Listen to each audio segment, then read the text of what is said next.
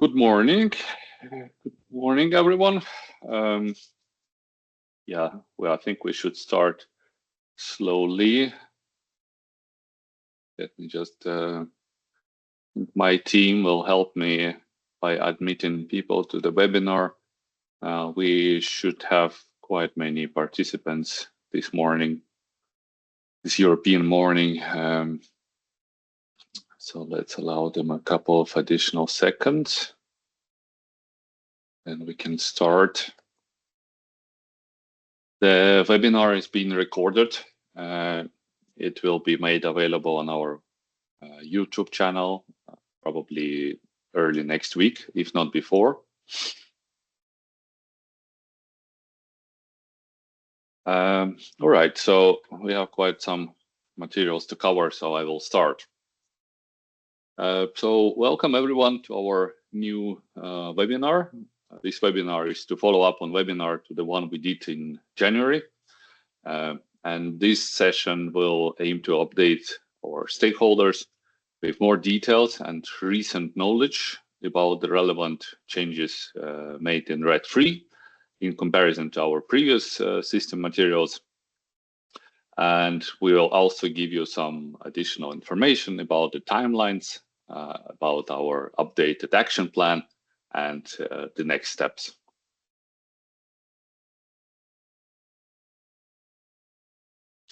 So my name is Roman Polechenko. I'm the assurance manager at SBP, and I will be leading the session today, presenting all the information.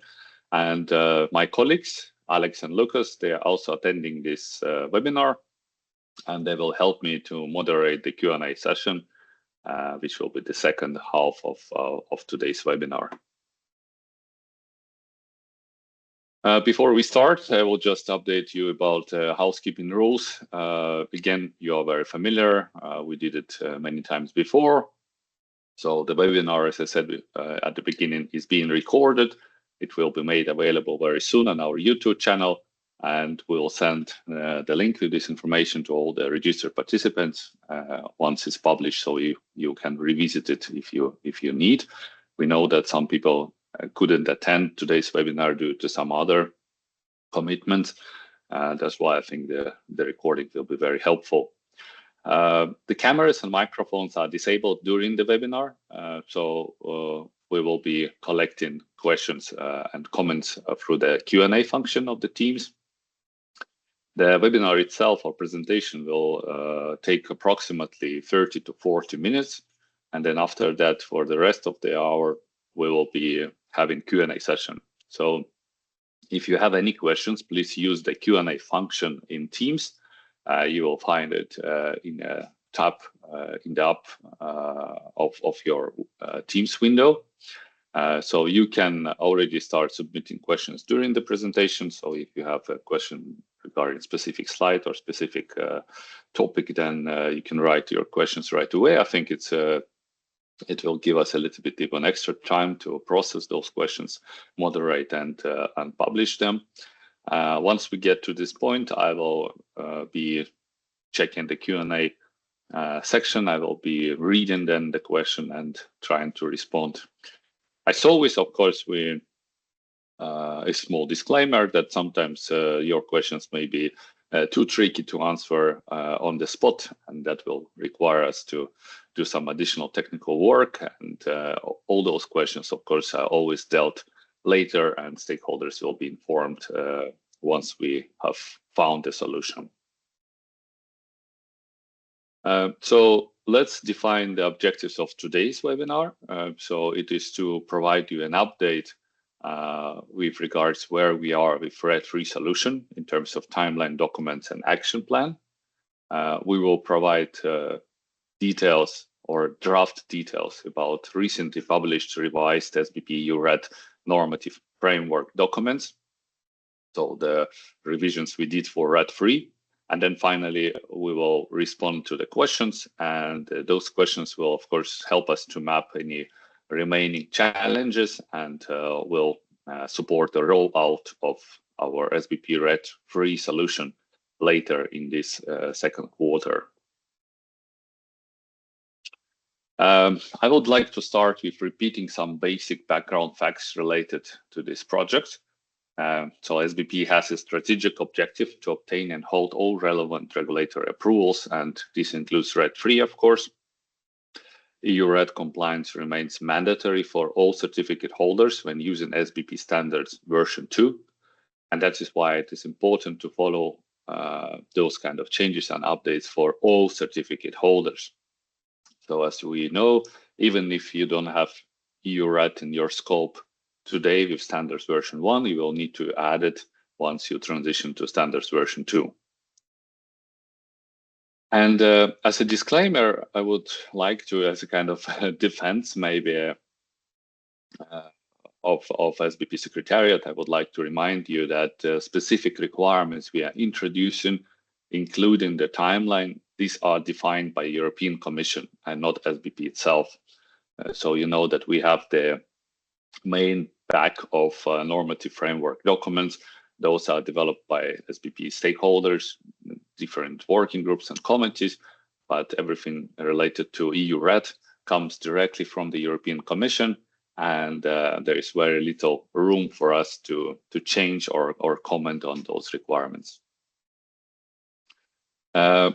As a reminder, and some new updates is like, first of all, the Renewable Energy Directive, the revised directive was published in October 23. It then got enforced 20 days later.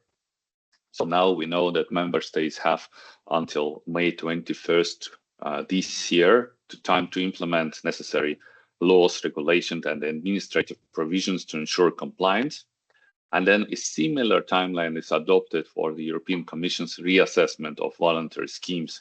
So the European Commission is aiming to assess all the voluntary schemes against RED III and issue or kind of renew their recognition before this deadline. And then for SBP certificate holders, a new strict timeline was recently communicated by the European Commission. I will provide more details in the next slide. So the publication timeline for the updated documents is under or kind of is currently, of course, in the air. So the documents are being reviewed. However, due to urgency to implement RED III by certificate holders, we have published draft revised SBP EU RED documents on 20th of March. So just a few weeks ago. Final documents are expected in April. Currently, we have addressed all the final small minor deficiencies. We have submitted documents to the European Commission's contractor who is doing those assessments. We have received an email confirming that everything should be fine now. However, we are still waiting for European Commission to finalize the review and give us the formal green light. So that will then allow us to publish documents as final valid documents. Then what is very important, and I know that some of you are aware of this change in timelines. We have communicated this in our press release at the time when we published draft documents.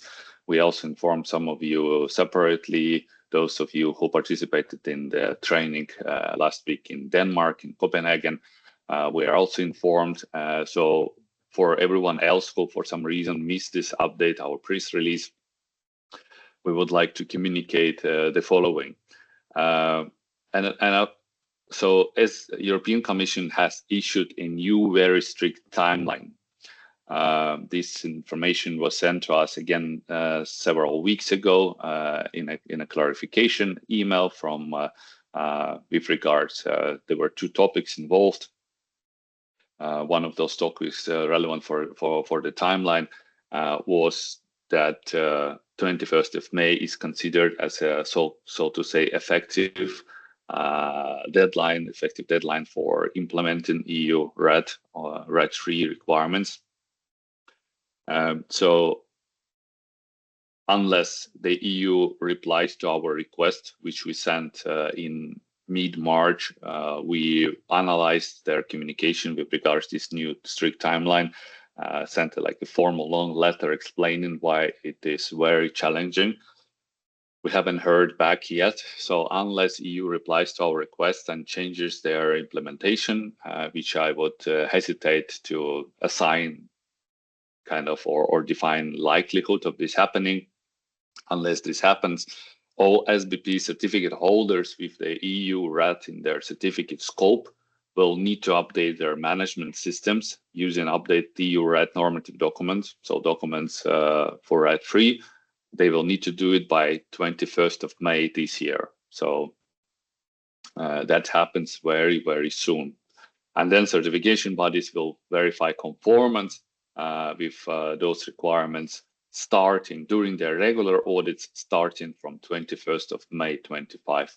That means it doesn't mean that certification bodies need to audit everyone and transition them to RAT3 by that date, but that means that audit happening starting from 21st of May. So if your regular annual audit is on 21st of May, you have EU RAT in your scope, then you will need to be assessed against those requirements. If your audit is happening later in June, July, or October, that will be the time when certification bodies will use RAT3 updated SBP EU RAT documents in the audit.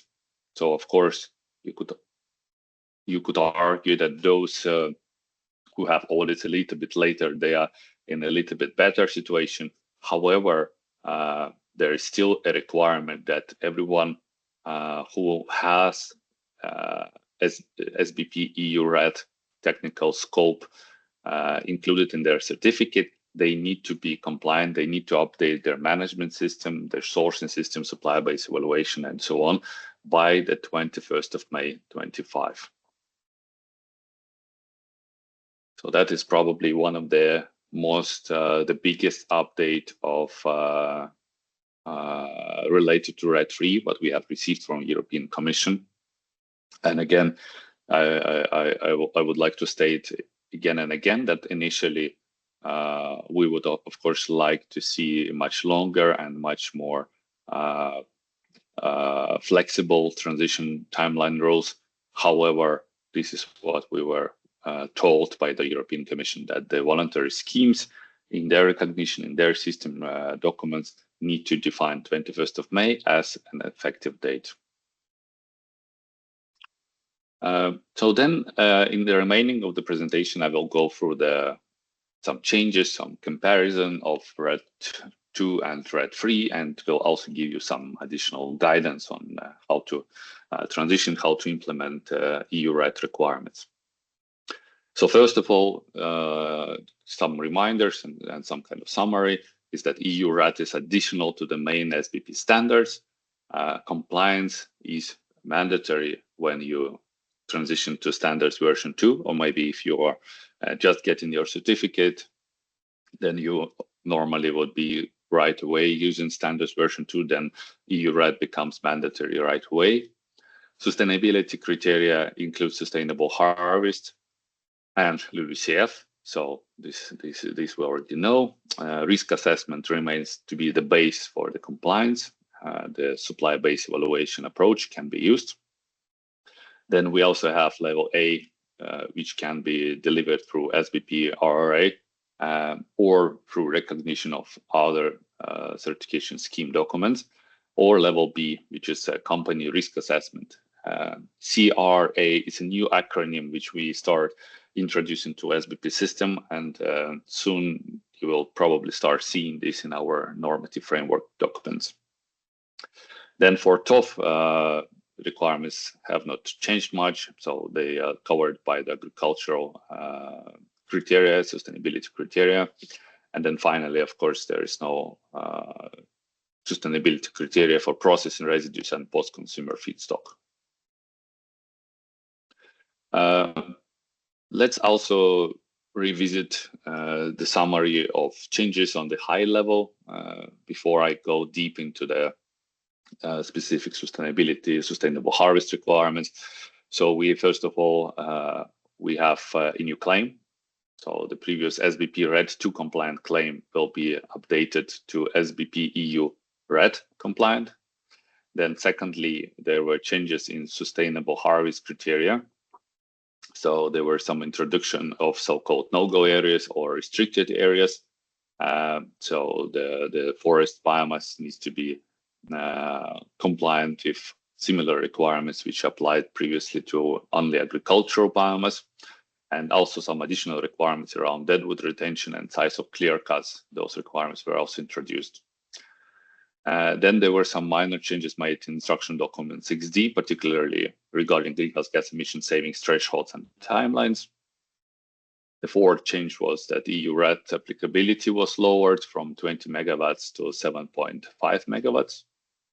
And then finally, a principle of cascading use of biomass. This has been introduced in the RED, in RED 3. However, this is still subject to further clarification from European Commission and member states. So currently, this is not being integrated in our RED 3 solution, and you will not find this topic in the region document. I would like to revisit this slide. I showed it in some trainings before, but this is very still important because there could be some confusion. So we have two levels. In RED, we call it level A and level B. So the compliance with forest biomass requirements can be demonstrated in two ways. Level A is the harvesting criteria is compliant with the national or subnational legislation applicable in the area of harvest, as well as monitoring and enforcement systems. And secondly, level B, for each criterion for where compliance cannot be demonstrated by means of national and subnational legislation, compliance need to be demonstrated through management system applicable to the forest sourcing area level. So level A can also be only conducted by through applying a certain procedure. So it can be conducted by either SBP and the process we call regional risk assessment, or it can be through the risk assessment published by other recognized scheme. There are several schemes and also national authorities who can work and develop level A risk assessments and publish for a specific country. So when there is no regional risk assessment, no risk assessment developed by other recognized schemes, or if not all indicators can be assessed as low risk, then biomass producers need to move to the next level, and it's called level B, which is management system at the forest sourcing area level. And that would be our supply-based evaluation approach, where you need to implement risk mitigation measures.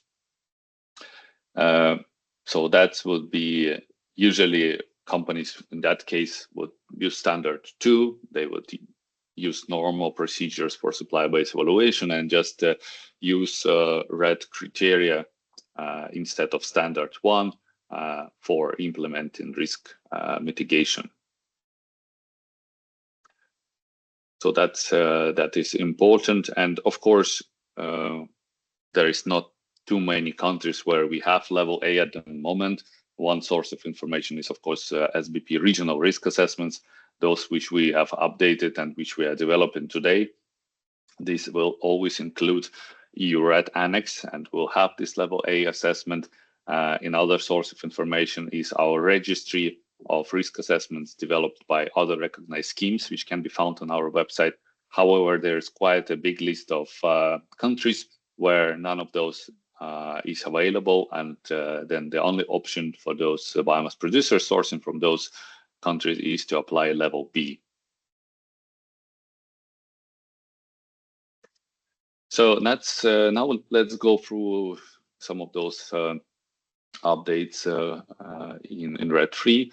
So first of all, new claim. So SBP EU RED compliant. The term EU has been added to the claim. The number of RED has been removed, making the generic term RED. So it will be applicable both for RED 2 and RED 3. And we know, we hear that There's already plans for RED 4. That's why using just generic EU RED makes sense. And yeah, so finally, also, of course, it will be allowed to mix RED 2 and RED 3. So having this generic claim will probably remove the mess and remove the confusion. And we also know that most of other recognized schemes, they also use generic EU RED claim. So then I would like to remind or revisit this slide. So let's just check what was the amended sustainability criteria for forest biomass. So first of all, there is a greater alignment with agricultural biomass, first of all. So the criteria for forest biomass has been strengthened to match those applied to agricultural biomass, including establishment of so-called no-go areas. The second, there was the introduction of no-go areas and restricted areas. So no-go areas include the primary forest, old-growth forest, highly heatlands and heatlands. And then we have also restricted areas. So the restricted areas, those are those which are not completely no-go. These are wetlands, these are peatlands, these are highly biodiverse grasslands. Under certain conditions, it is possible to do harvesting and source SBP compliant, or in this case, SBP EU RED compliant biomass. Then there were addition of compliance with harvesting thresholds. So biomass harvesting must adhere to country-specific thresholds related to clear-cut size, to deadwood retention, and other ecological guidelines. And finally, there is still the focus on minimizing adverse impact of harvesting or logging activities. So yeah, and these updates were aiming to ensure greater sustainability and environmental protection in biomass sourcing and to address concerns of the stakeholders. In this slide, we would like to compare RED 3 with previous version RED 2. So under sustainable harvesting criteria, Article 29, paragraph 6, only three indicators remain the same. So these are legality, regeneration, and long-term forest production capacity. So you can see them highlighted with green color. So the wording of the indicators remain the same. Other indicators have changed, and some indicators, new indicators, were introduced. So you will see that there are some updates, major or minor updates of some indicators, and then we have some new indicators. For example, again, application of a no-go area of primary forest, old-growth forest, or heatland, or there are some restrictions on wetlands and peatlands and highly biodiverse forest and grasslands. So these were introduced as new requirements, new indicators in RED 3.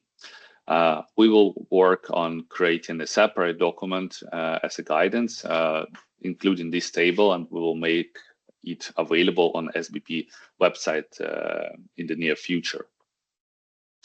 Fortunately, LULUCF criteria remain completely the same, so we don't have any changes here. It's all green. No need to update.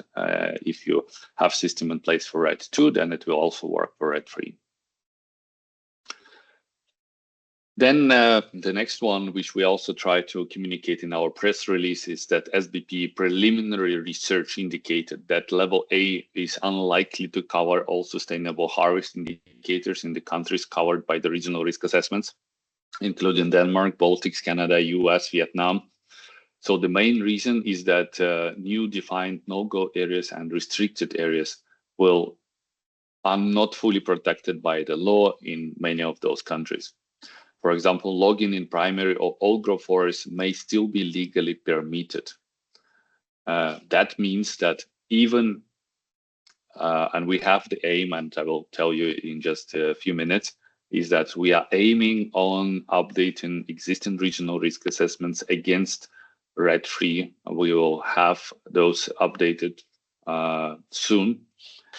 We already see today that most likely for quite few indicators, level A will not demonstrate low risk. So there will not be effective legislation which addresses a specific indicator, specific requirement, which means that even in those countries where we will publish level A regional risk assessments, you will still have some indicators where level B will be required. And level B means that the biomass producers must develop and implement own management system for sourcing sustainable biomass to address those requirements. On this slide, in this table, you can see the draft EU RED III RRA from Denmark. So it's a draft, it's not yet final, but we believe it's very close to final. In the background, we also currently doing work for other countries where we have RRA, and this will just tell you or show you that it's very likely that for those many indicators, level A won't be available, and companies will need to move to level B. We also know that in some countries we do have either SBP RRA for RED 2, or we as SBP, we have recognized level A risk assessments prepared by other organizations. We have risk assessments conducted for Germany, I think Czech Republic, Lithuania, and several other countries. These were conducted by France. They were conducted by other entities. So we did some analysis to see how much these risk assessments can be used if RED III. Well, we also know that currently those other regional risk assessments or risk assessments from other schemes or entities, they are not currently, there could be plans, but we don't see any updated level A risk assessments yet. But we would like to inform stakeholders that if you have access to a level A RED 2 document, then those indicators, which you can see on this slide, will be covered. So we are talking about 3 indicators in sustainable harvesting criteria, so legality, regeneration, and long-term production capacity. And then we have all LULUCF criteria. So in this case, we will, in the near future, will also issue a normative interpretation, which will allow using RED 2 level A risk assessment for those indicators in RED 3. However, of course, like for other indicators where you don't have RED 3 level A yet available, then companies will need to start working for level B.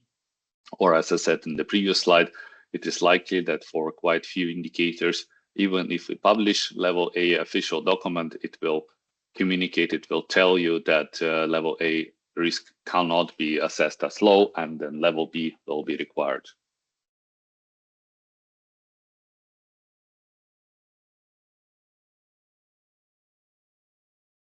I would also like to provide some additional guidance on implementation of level B process. Since with the strengthening of sustainability requirements under RED 3, it is very likely that more and more biomass producers will need to implement level B management systems. So we would like to make some guidance. So first of all, the collaboration with suppliers and sub-suppliers up the supply chain is, of course, very critical. Especially if the biomass producer is a pellet mill and does not source material directly from the forest themselves, and they do not implement logging activities. The risk mitigation measures usually needs to be applied at the forest level, because all those restrictions or retention of deadwood and so on, those things are usually happening in the forest. Delegating risk management to forest level actors is often necessary. So again, collaboration with those actors is critical.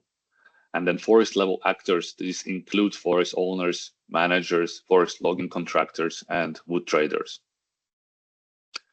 For example, if we talk about the topic of deadwood retention, then actors responsible for logging, so those logging companies or chainsaw operators, they need to be aware, engaged, and make sure that recommended ecologically appropriate amount of deadwood is kept in the forest. This obviously cannot be done by biomass producer from the pellet mill level. It needs to be done by people on the ground. Another example is clear cut threshold. This needs to be again followed by the logging operators. In absence of legally prescribed maximum clear cut threshold, a recommended local practice should be applied. And of course, it is impossible to effectively avoid sourcing from primary forest, agroforest, heathlands, and then with some conditions from wetlands, peatlands, highly biodiverse grasslands. So that obviously requires engaging with forest managers and loggers, with those who actually work on the ground, and the risk mitigation, always will involve engaging with those companies and those partners. Once risk mitigation measures are applied, so first of all, of course, we make a difference between risk mitigation and risk mitigation measure monitoring. So mitigation of the risk is actually making sure that the deadwood retention, clear cut size, no-go areas, those things are followed. So in mitigation is actually training your suppliers, sub-suppliers, informing them, having some contracts with them, and so on. So that is actually, delegating mitigation process to them.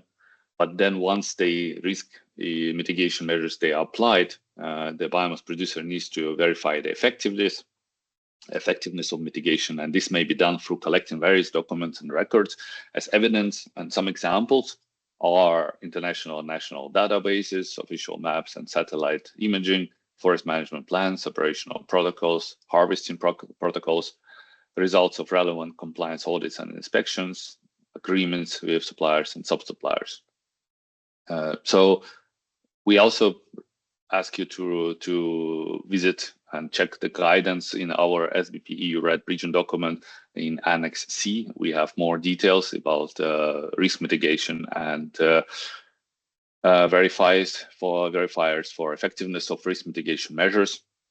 And of course, we would like to remind you that these are all just guidance. Every company has their own specific procedures, specific supply chain, specific arrangements with suppliers and sub-suppliers, and we cannot prescribe, and we won't tell you what exact procedure biomass producers would need to follow. But this guidance would still kind of help you to design the system and to more or less kind of assess what are the general expectations. List of updated documents. So let's see what has been updated. Currently, documents are drafts. We are expecting to publish final documents soon once we hear from the European Commission. But currently, I would argue that those drafts are probably 99% final, if not completely final. They just need to get the final green light from the Commission. So these documents include SBP EU RED Region ID. So this is our main document. We also, as you can see, we changed the name, so we don't have RED 2, RED 3 in the document. It's now called just SBP EU RED Region ID. Then we also had a document which was called Principles. This document was just updated a little bit with updating references from RED 2 to RED 3 inside the document, but otherwise the content remains the same. Then we have some minor changes in instruction document 6D. Those of you who calculate greenhouse gas emissions savings, you will find some minor updates there. And additionally, we have updated 2 more documents. One is the SBP regional risk assessments. So actually, those documents are currently in development. So I showed you in a few slides ago, I showed you one for Denmark. So one for Denmark is in the pretty advanced stage and hopefully soon can be published. We started working on updating other regional risk assessments for Baltics, for Canada, US, Vietnam, to update EU RED Annex from RED 2 to RED 3, that it will take some time. And then finally, we have introduced a new type of document, which is called Proof of Sustainability for Delivery of Biomass Fuels. We introduced this document a few months ago. That was related to the new update of the solution, where we allowed for so-called EU red only claim. So the claim which was this solution was could be used by traders who receive material from other voluntary schemes, and they want or need to pass the EU red claim through their system. So for that we have created a new claim, and we created a new document which is called POS, Proof of Sustainability. So this document was also slightly updated just to update reference from red 2 to red 3. So very minor changes. I would like to also, those of you who haven't had time yet to check draft documents, is that in the draft documents we have highlighted all the changes with green marker. So when you open the document, you will quite easily find the places, the sections where we have added or changed the requirements. So just to, it was, we don't have track changes because some of the text we had to replace quite significantly, and the document was becoming too red and not very nice to work with. So we decided to using highlights marker is easier to communicate those changes. In a few places we also have a table with the summary of changes, which will hopefully also provide you some guidance to navigate the document and see where, in which places you need to update your systems. So the next one, and I think this is one of my last slides, is that, or this last slide before the Q&A, we also updated our table of planned activities. So by now we have revised and submitted all the documents for RED 3. This happened last year, so this is done. European Commission, as I already explained in the beginning of this session, is still doing the final review, and we should receive an approval any day now. Again, expected April 25. Difficult to put or make any bets here, but I think that is quite reasonable, especially from what we heard from European Commission's contractor Guidehouse.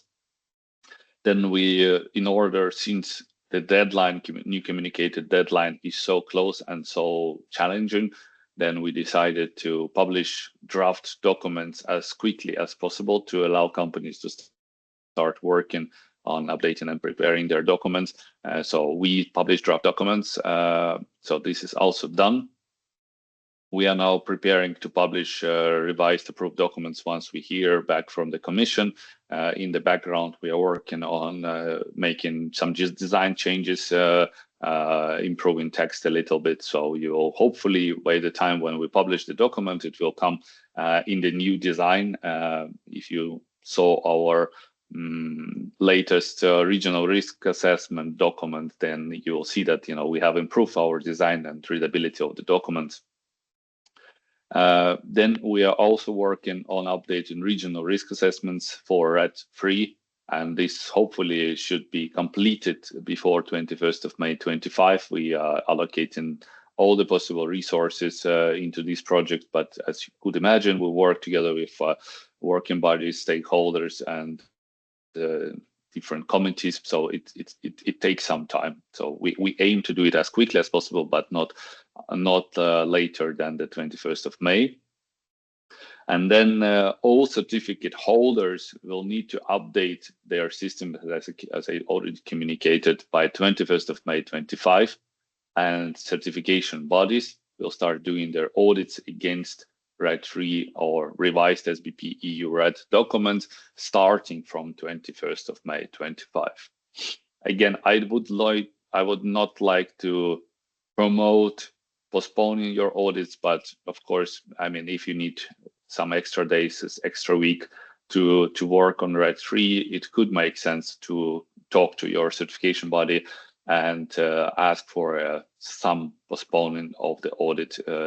Those of you who need a little bit more time, but please be mindful that since we are now in the transition from standards version 1 to version 2. Capacity of certification bodies can be quite stretched, and I would really not recommend to postponing your audits for the second half of this year. Please be mindful that there is quite many audits to still conduct this year for CBs, and if not super critical, I would rather not recommend to postpone audits and try to do them in time. So now, that will conclude my one-way communication, our session with the updates, and I would like to open the floor to questions. Feel free to write them in the Q&A. I will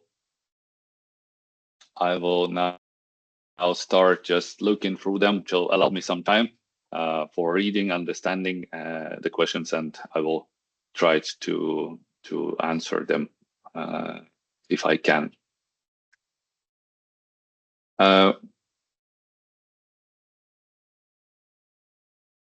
The first question is about roots and stumps. So there is a criteria which says that stumps and roots, harvesting of stumps and roots shall be avoided. Is it correct that feedstock with roots and stumps cannot be URAT certified? For example, stumps from eucalyptus plantations for future pre-planting project. Yes, I mean, we believe that this requirement is quite straightforward. It does say that stumps and roots, harvesting of those shall not be avoided. To us, it's quite direct restriction, and that will need to be followed. So regarding maximum threshold for large clear cuts as defined in the country where the forest is located, what would be the approach in case there is no threshold defined in the country? That's a very good question. I spent quite some time yesterday struggling with that. We don't have additional guidance from European Commission. I would say that if there is no legally required threshold, then obviously there is nothing to observe, there is nothing to refer to. However, we would probably still recommend to follow some local norms and local best management practice with regards to the clear cuts. And of course, since there is in those indicators where we have these clear cuts included, those indicators speak about biodiversity and soil quality in general, then I think like indirectly that could be considered, and in case there's no maximum threshold, then it needs to be assessed, engaging with stakeholders, what could be the maximum reasonable or ecologically appropriate size of the clear cut. Then about no-go areas and Natura 2000 habitats, is it correct that biomass producers can source from those areas if evidence is provided that the production of the raw material did not interfere with those natural protection purposes? It is not a no-go area. Yes, that is correct. So we now distinguish no-go areas and so-called restricted areas. Restricted area is not like a formal official term. It's just something what I proposed to use in naming those indicators like biodiverse forests, like highly biodiverse grasslands, like peatlands and wetlands, where you need to comply with some restrictions. So you can source from those. Like let's say we take example of peatland. If you don't do drainage of the peatland, then you can source the material. If you do not convert wetland into non-wetland, then again, you can source. If you need to do some management of the grassland to maintain it as a grassland, and if it's ecologically appropriate, then again, you can source wood from there. We have a small problem with heathlands, because heathlands are included as a complete no-go area. We had some discussions last week in Denmark, and obviously people were not very happy about that. The regulator in Denmark may try to implement another interpretation and proposing to apply same rules as for grasslands. However, within our scheme at the moment, in absence of further clarification from the Commission, we'll have to kind of qualify or kind of consider heathland as a complete no-go area at this point. Then there is question, are there arguments on the CB or certificate holder side for rescheduling, postponing SBP assessments with RED 2 in scope currently planned into late April and early May after 21st of yes, I think it is possible. I mean, I would like to express our general view as a secretariat is that we have a very big job to do. We and certification bodies and certificate holder, we all need to ensure effective transition by the 9th of November this year. So I'm of course quite reluctant or concerned about postponing too many audits and allowing too much flexibility, because capacity of CBs is obviously limited, and if you start moving too many audits in the second half of the year, you'll have some serious challenges. That's why I would argue, because of RED, it is probably not mandatory, because if you have your audit in April, you can still do it against RED 2. And then the time when it will need to be audited against RED 3 will be April 26. So in this sense, we currently don't have a system or requirement that everyone needs to be audited against RED 3 by 21st of May. So company, let's say their audit against RED 2 is in April, they can still do it against RED 2, but then by 21st, 1 month later, by 21st of May, they themselves will need to update their systems, but it doesn't need to be audited right away on 21st of May, but can be audited during the next audit, which is, in this particular example, would be April 26. So I think that could work.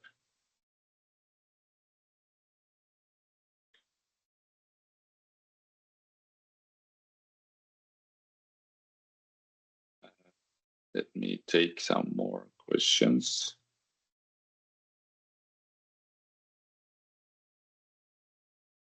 Yes, so more questions. Could you elaborate on how the RRA simplifies the due diligence process for Vietnamese certificate holders, specifically regarding feedstock sourcing from low-risk areas?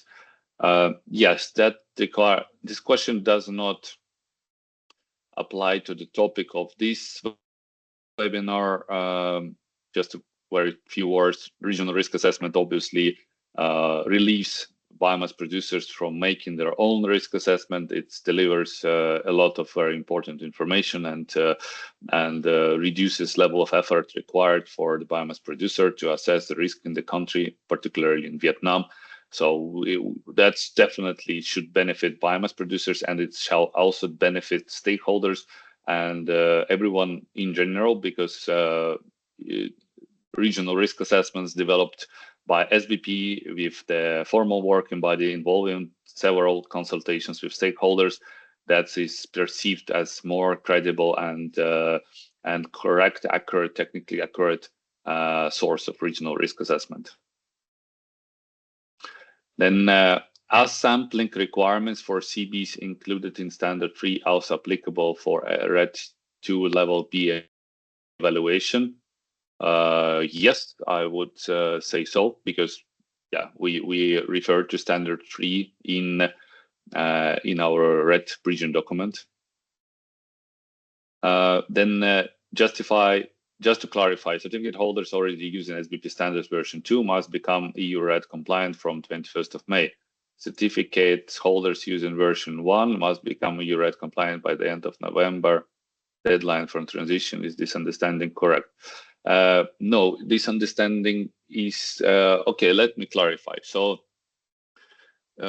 certificate holders who have SBP standards version 2, if they already have a certificate issued against standards version 2, they should already today have also EU RED, today's RED 2 in their scope. And those certificate holders by 21st of May will need to update their management systems against red 3. And then depending when their audit happens, they will also need to be audited against red 3 after 21st of May. So then certificate holders using version 1 of the standards, they indeed must become EU Red compliant by the end of November 25. So EU Red compliant in this case for them will mean right away red 3. So they will not have red 2 in the meantime. If they plan their transition audit after 21st of May, let's say, I don't know, in September, so they will be audited against standards version 2 and also EU Red updated documents against red 3. So yeah. So again, with red under version 1 of the standards, it's still optional. If you don't have it now, red 3 topic is not relevant for you. If you have your red standards version 2 transition audit later, much later than 21st of May, let's say in, again, August, September, that's good for you because then you will need to start complying with EU RAD requirements just for this kind of audit when you will be audited. The next question, if the annual audit is scheduled for September, shall the auditor evaluate the feedstock received up to 21st of May against RED 2 requirements and the feedstock from? Yes, correct. So certification body doing audit in September will be required to check whether biomass producer, if they had EU RAD in their scope, that starting from 21st of May 25, that they were sourcing and applying supply-based evaluation against red-free requirements, against the updated revised requirements. Are there any plans to update level A red-free for Germany, France, and Walloon region? Good question.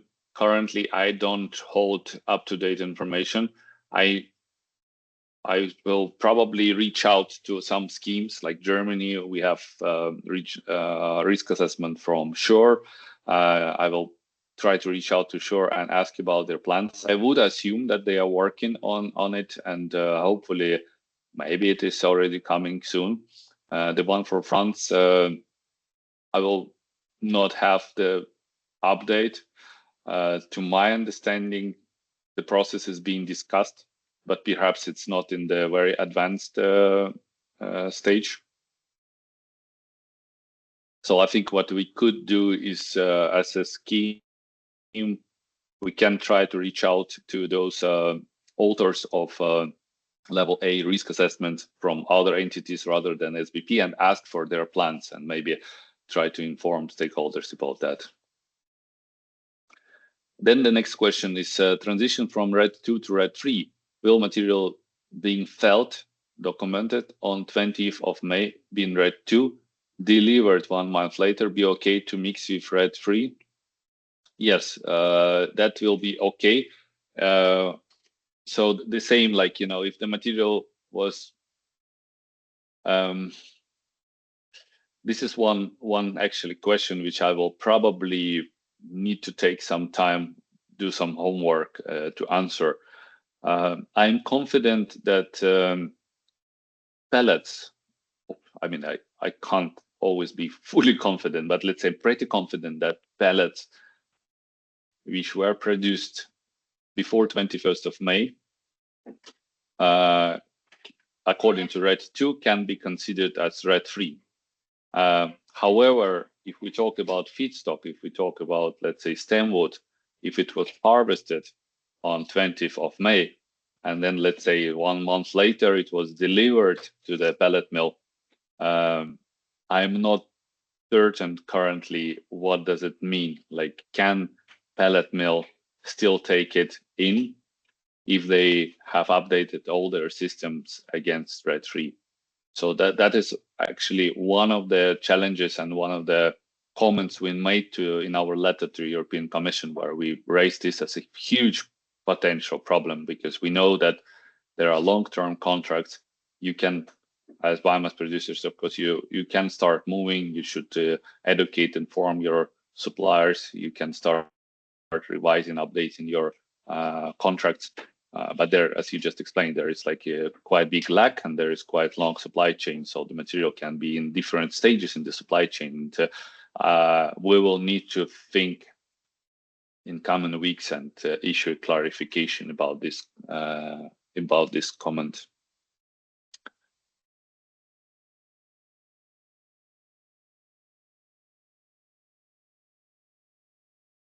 Okay. Well,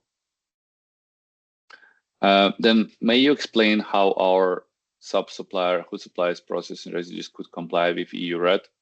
Yeah, I mean the suppliers of processing residues, they don't have any sustainability requirements, so there is no changes for those from RED free. So it is you need to check our bridging document, and there is a whole section about processing residues and waste and post-consumer material, and the main requirement will be to credibly demonstrate that material belongs to processing residues category, and that will be sufficient to comply with EU RED 2 and also RED 3.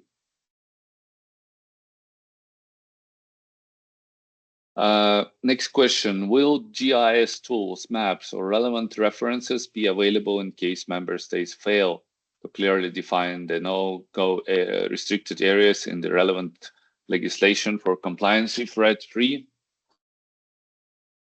I don't know whether they will be available, but obviously those tools can be used. That is quite a challenge, of course. Like, if those areas, no-go areas, if they are not well mapped or defined, then there will need to be additional step for the biomass producer or for their actors up in the supply chain to do some kind of inventory or classification of the forest of the source into those categories. So let's say if my understanding, if the old growth forest, primary forest, if those are not mapped, then first of all, there is some kind of definition which needs to be used. One is as European Commission provides generic definition in case there is no local definition. But in any case, one of those definitions needs to be used. And then if those areas are not mapped, then during sourcing of the biomass of the feedstock, those areas will need to be identified, or let's say the forest from your sourcing will need to be assessed against this criteria. So like whether this forest complies with definition of old growth forest or primary forest or peatland forest or wetland. So if it does comply with those requirements, then you need to see whether it's a no-go area or a restricted area and then apply those requirements. So that's, of course, again, I don't have a full kind of complete answer. I can just give you like this generic answer.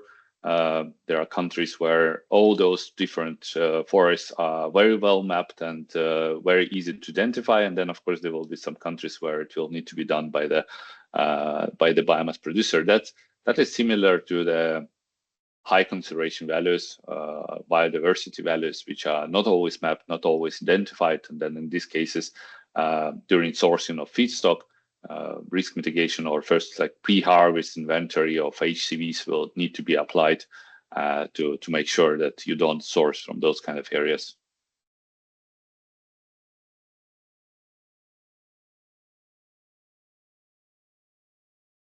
The question is, will the Q&A be available to read somewhere afterwards?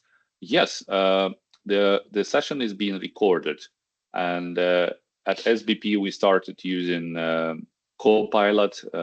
We will have a transcript, and I hope our AI will help us to make a good Q&A notes, and we will see if we could indeed publish this as a Q&A, because we understand, or maybe a transcript of the Q&A session.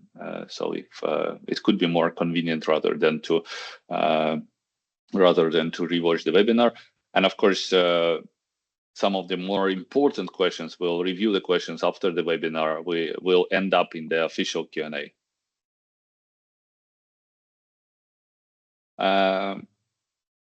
Yes, so I think the last question I can take, because we will need to start closing the webinar.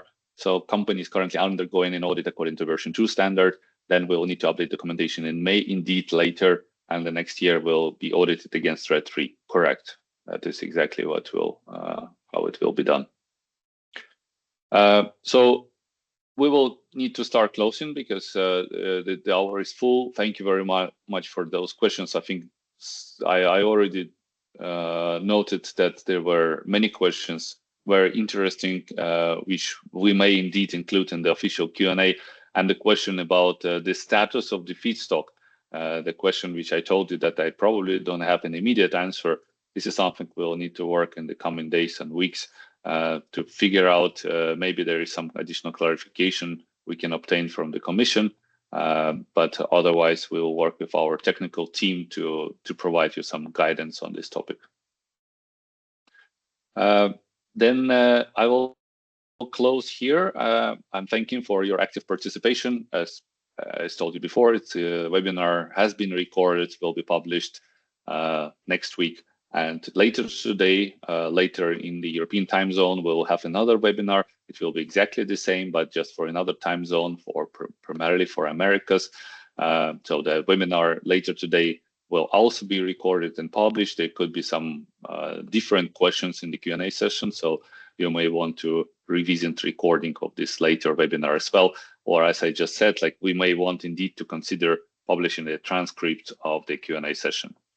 So here I will end our webinar. I thank everyone and stay tuned for more updates. Thank you.